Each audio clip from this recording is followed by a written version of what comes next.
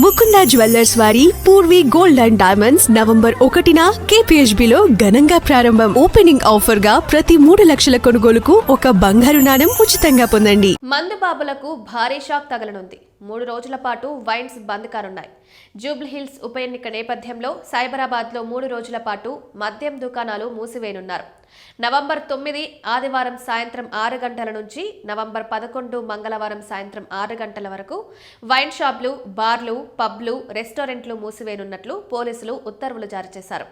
November 14 ఎన్నికల ఫలితాల నేపథ్యంలో ఆ రోజు కూడా వైన్స్ బంద్ చేయనున్నట్లు ఉత్తర్వుల్లో పేర్కొన్నారు. రాష్ట్రంలో జూబ్లీహిల్స్ ఉప ఎన్నికకు రంగం సిద్ధమైంది. నవంబర్ 11న పోలింగ్ జరగనుంది. ఈ నేపథ్యంలో పోలీసులు, ఎలక్షన్ అధికారులు కట్టుదిట్టమైన ఏర్పాట్లు చేశారు. పోలింగ్ దృష్ట్యా సైబరాబాద్లో 3 రోజుల పాటు వైన్స్ బంద్ కానున్నట్లు తెలిపారు.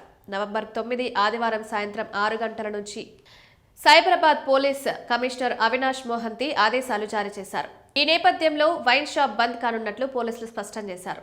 ఈ మేరకు తెలంగాణ ఎక్సైజ్ చట్టం 1968లోని సెక్షన్ 20 ప్రకారం అధికారులు ఉత్తర్వులు జారీ చేశారు.